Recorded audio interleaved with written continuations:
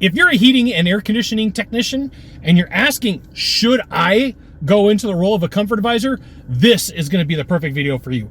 I'm Scott Silverbell, coming to you live for HVAC Technician Sales Secrets on a perfect day to talk about sales and business and a fantastic day to talk about you. I'm coming to you live from Ala Moana Beach Park. Diamond Head is just like right there. It's just not the right day for me to be filming outside, so you get a video inside the car. So this question comes up a lot. Scott, I've been a technician, I've been a senior tech or a selling tech, whatever you call it at your company, and I really want to go into the role of a comfort advisor. Now, of all the people who coach and train in this industry, this is something that I've done. So I do have unique experience to share with you that I have done this. I started in 2001 as a comfort advisor, went to be a technician in 2007. I did it exactly opposite. A couple of things you need to know.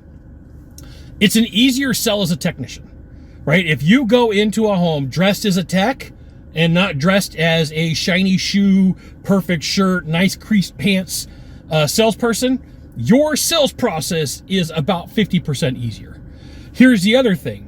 If you are a senior tech, you can make all of your own leads happen.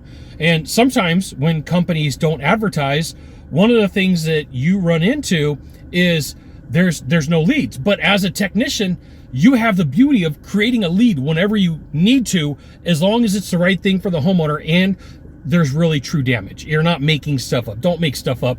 You don't need to. Like, please don't go down this path. So I get this question more than you think. Scott, I'm thinking about going to be a comfort advisor. Well, here's what I would say is, look, why don't we do this? In the off season, when it's slow, let me be in one role. When it's busy, let me be in the other, right? Or here's what I would do. I would go into the office and I would say, hey, I want to look at invoices where people spent over $700. You pick the number, $500, $600, $700. It doesn't need to be $1,000, right? They spent over a certain amount of money. And you reach out and call those people and say, hey, my name's Scott. Looking at this thing here, I'm a technician over here at XYZ company. And I see that, you made some repairs on your system. Have you ever considered replacing it? Would you be opposed to hearing what that would look like? And here's what you're going to find. About 30% of those people-ish, 25, 30%, are going to say, well, you know what? After the guy left, we were just having this conversation like, maybe we should replace it. And you can create your own leads. And you're like, well, why don't you let me do this? Why don't you let me come do a second opinion? Take a look at everything. I'll go through the equipment. If everything's fine, I'll give it my stamp, my blessing. We'll call it good. If there's other things that might have been missed, or if there's other things that are going on, that let's just have that conversation. And you're going to find 25, 30% of people will go, yeah, let's do it. But you have to be like just super chill and super calm. Now, here's the thing. You want to be better at sales. You want to be good at what you do. You should absolutely join my email publication, HVACTechSecrets.com. I'll give you the goods, not in the Facebook group, not in the YouTube channel. It's an email publication. You get emails from me. Like today, I sent out an email saying, hey, I launched my new book, The Perfect Answer. This literally came out on Amazon today, December 26th. I'm telling you the date. December 26th, 2024. Look at this, 550 pages. Right? Tons of content. So you can absolutely dial and reach people and say, hey, like, look, I want to see if we can have this conversation. And here's what's going to happen. You're probably not going to be really good at it the first couple of times. And you're going to have to get used to having this conversation, and it's going to get much easier. Now, the cool thing is I could tell 400 technicians this, and about 5 of them will do it. I could tell 1,000 technicians this, and probably 8 or 9 of them will do it, right? Smart companies will get one of the people on their call center to start doing this. It doesn't have to be a technician, but like, think about like what's going on. Now, here's the other thing, smart tech, you're good for sticking around.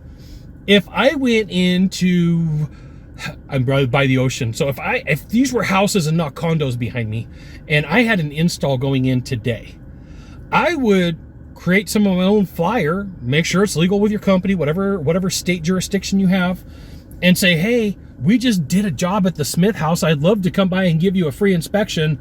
Your system's probably the same age. Why don't we have a conversation and see what we can do? No obligation.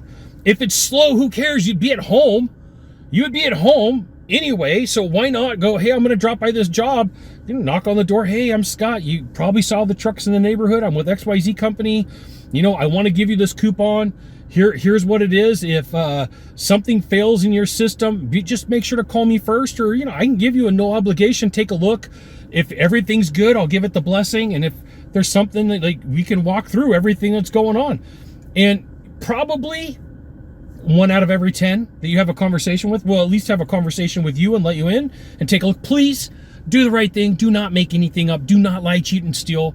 Do the right thing. Be honorable and take care of the people that you meet with for the 3rd time in this video.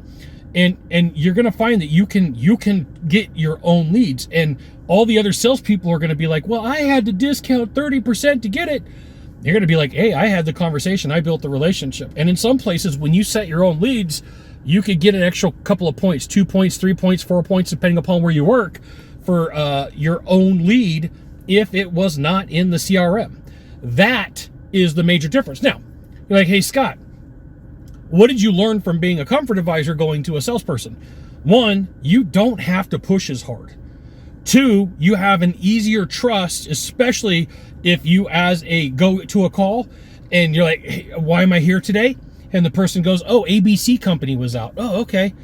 Kind of seems like you're skeptical about them. Yeah, we don't know if we could trust them. Why don't you let me do this? I'm here. I got the tools in the back of my van.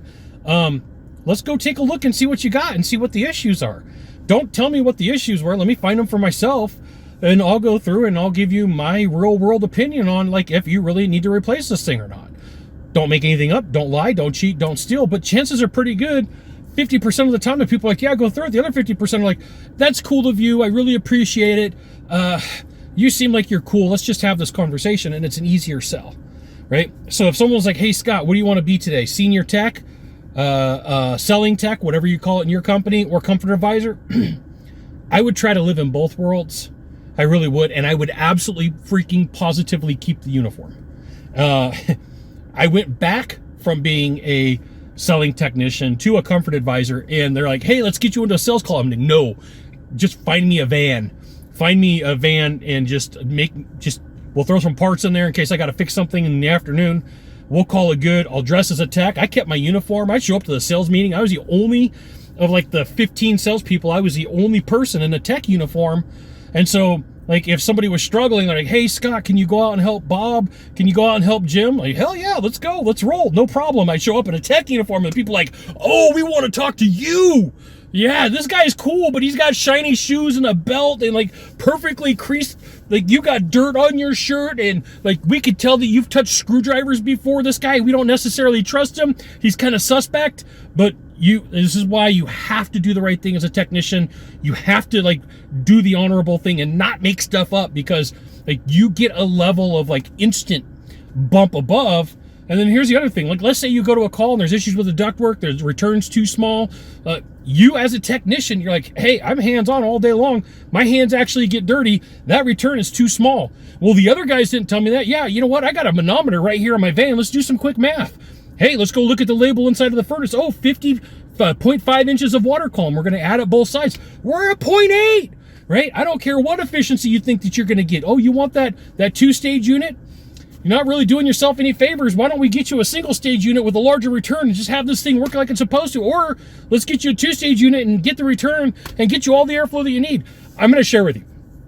If today they were like, Scott, your role, your responsibility is to go out, either A, be a technician, or B, be a comfort advisor, I'd be like, I'm gonna dress in the uniform.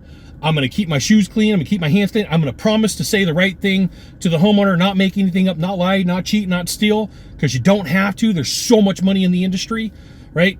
Do the right freaking thing and take that role as a senior tech and just get really good at having conversations with people. There you go. You got one of 3 things to do from here. Just one of 3. Find the subscribe button.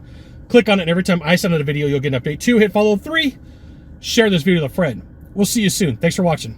Aloha mahalo.